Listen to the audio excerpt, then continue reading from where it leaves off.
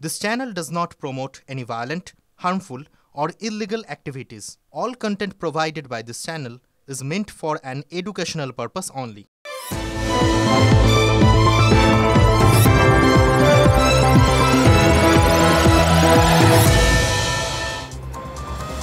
দেখুন, রোজ যেরকম বলি আজকেও তো সেরকম কিছু কথা বলবই, যে কথাগুলো না বললেই নয়। কিন্তু আরও একটা কথা আজকে শুরুতেই বলে রাখি, সেটা কেমন একটা ওই বিধিবদ্ধ সতর্কীকরণের মতো দেখতে পারেন।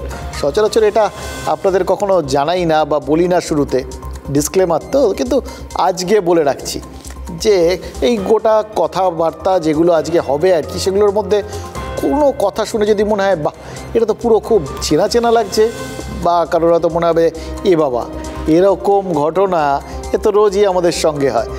তাই বলছি যে কেউ যদি কোনো মিল খুঁজে পান না, তাহলে জানবেন সেটা নেহাতি কাকতালীয়। প্লিজ কিছু মনে করবেন না। 1392 সালে ক্যান্টারবেরি টেলস লিখেছিলেন জিওফ্রে চসার। ওই গল্প সংগ্রহের একটা গল্পে এক ধূর্ত শেয়ালের গল্প আছে, জানো তো। সে একটা মোড়ককে বোকা বানিয়েছিল, বলেছিল এই মার্চ মাসে তোমার একটা প্রতিশ্রুতি পূরণ করব আমি, কিন্তু মার্চ মাসের 30 তারিখে দুদিন পর।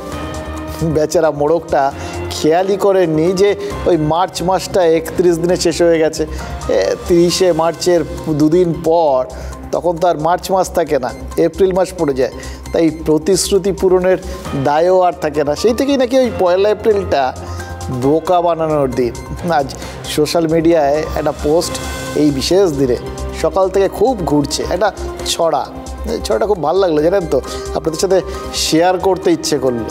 ছড়াতে লেখা আছে, তুমি মানে কাস্তে তারা, তুমি জোড়া ফুল, তুমি মানে সাদা হাতে জলপদ্ম ফুল, তুমি মানে ভোট পূর্বে 1000 রকম গুল, ভোট পালালে বছর ব্যাপী শুধুই এপ্রিল ফুল।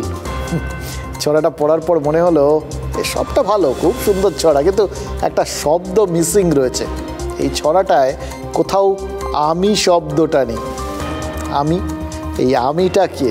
এই আমিটা আসলে আমি, আপনি, মানে আমরা আর কি, যাদের সারা বছর ওই চসারের গল্পের মোড়ক বানিয়ে রাখেন রাজনৈতিক নেতারা। তাই আমাদের জন্য বছরের একটা দিন অন্তত বরাদ্দ, এটা ভেবে আনন্দ পেতে পারি, অথবা উল্টোটাও ভাবতে পারি, বছরের সবকটা দিনই আমাদের জন্য ডেডিকেটেড। এই যে গত কয়েকদিন ধরে ভোটের প্রচারে নেতারা গলার শির ফুলিয়ে একের পর এক বিভিন্ন প্রতিশ্রুতি, মানে বন্যা বয়ে যাচ্ছিল।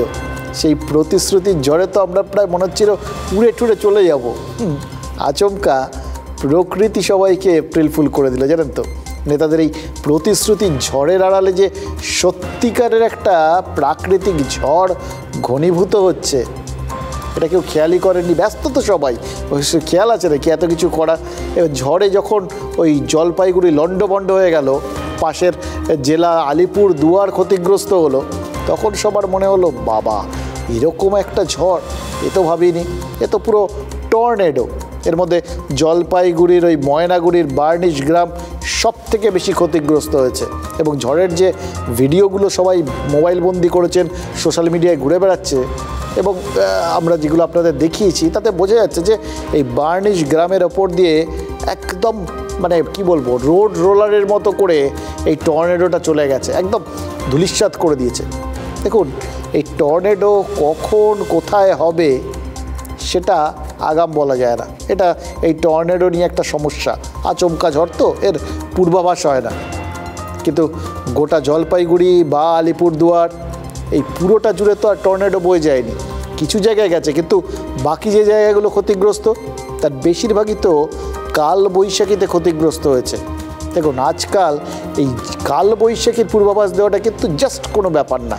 ঘন্টায় কত কিলোমিটার বেগে ঝড় বইবে, এরপর কোন কোন এলাকার উপর দিয়ে ঝড় বয়ে যাবে, এগুলো একদম প্রায় নির্ভুল বলে দেওয়া যায়। গতকাল যে উত্তরবঙ্গে কালবৈশাখীর সম্ভাবনা রয়েছে, বেশ জোরে ঝড় বইবে, এই পূর্বাভাস তো ছিল। তা সত্ত্বেও জলপাইগুড়িতে 5 জনের প্রাণহানি আর বহু মানুষের এই ঝড়ে আহত হওয়াটা তো আটকানো যায়নি। আর তাতে মনে হচ্ছে কিছু প্রশ্ন কিন্তু তোলাটা দরকার, জানেন তো, যে প্রশ্নগুলো আজকে না তুললেই নয়। প্রশ্ন 1, ঝড়ের পূর্বাভাস থাকা সত্ত্বেও কোনো আগাম সতর্কতামূলক ব্যবস্থা নেওয়া হয়েছিল কি? সবাইকে সতর্ক করা হয়েছিল?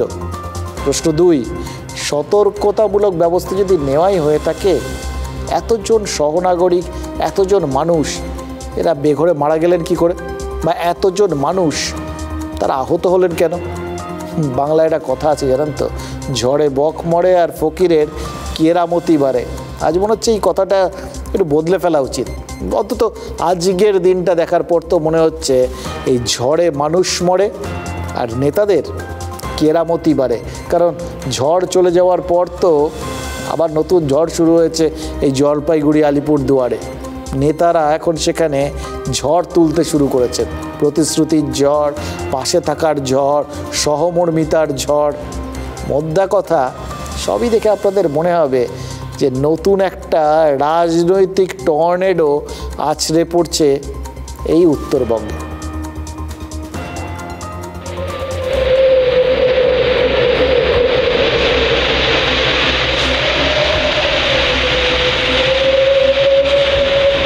আমি তো আমার লাইফে এরকম ঝড় দেখিনি। ঘর আবার ভেঙে আমার মাথায় উপরে পড়ে গেল। কালো মেঘ মানে দৌড়ে আসতেছিল ঘুরতে ঘুরতে, ঠিক আছে, হঠাৎ করে এরকম হবে আমি ভাবতেই পারিনি। সব চলে গেছে, আমার কিচ্ছু নাই। আমি দেখতেছেন তো, আমি খাদ জমিতে বসে আছি।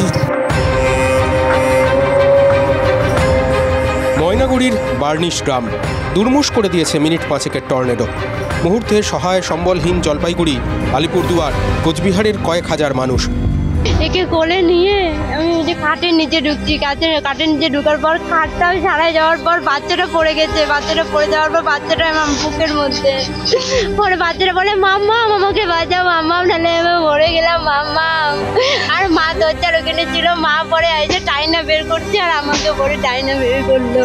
কই থাকবো, মাথাটা গোছা পড়ে জায়গা নেই।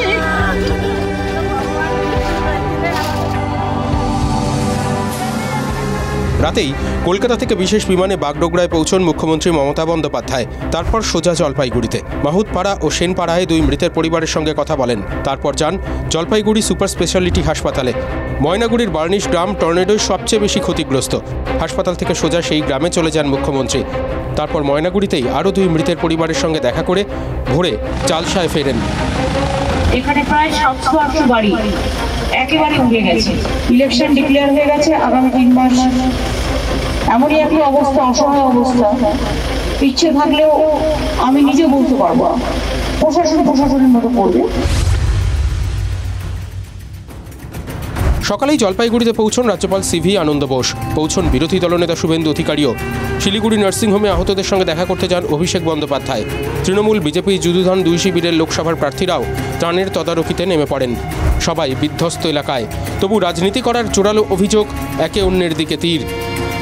একজন কাল মাঝরাতে এসেছিলেন, তো কাল রাত্রে উনি এসেছিলেন তু খিচ মেরি ফটো তোলার জন্য এসেছিলেন। BJP should be the last one to talk about publicity and photo ops. Their entire politics has been revolving around PR and photo ops from the last 10 years. আমি এটা নিয়ে রাজনীতি করতে চাই না, কিন্তু যারা এটা নিয়ে রাজনীতি করছে আমি বলবো যে মানুষের পাশে দাঁড়ানো উচিত। যারা গ্যারেন্টির কথা বলে, কোনো বিজেপির নেতা এসে পৌঁছায়নি, তারা রাজনীতি করছে। সাধারণ মানুষ কি বলছেন? উত্তরবঙ্গে কি এই প্রথম দুর্যোগ? 2022 সালে দশমীর দিন মালবাজারে নদীতে হরপা বানে মৃত্যু মিছিল দেখেছে উত্তরবঙ্গ। 2023-এ সিকিমের বিপর্যয়ের জেরে জলপাইগুড়ি, কালিম্পং বিপর্যস্ত হয়ে পড়েছিল। তখনও কি নেতারা ছুটে গিয়েছিলেন দলে দলে? সব ভোটের জন্য সব আসছে মন্ত্রীরা, সব এসে দেখা দিচ্ছে যে আমি কত করি। ওরা নিজেরা মনে করছে যে এখন এই বাড়িতে সবাই যাব, যা একটু ভোটেরও প্রচার হবে। ভোট বড় বালাই, ক্লিশে হয়ে যাওয়া কথাটাই সবচেয়ে প্রাসঙ্গিক। কি বলেন?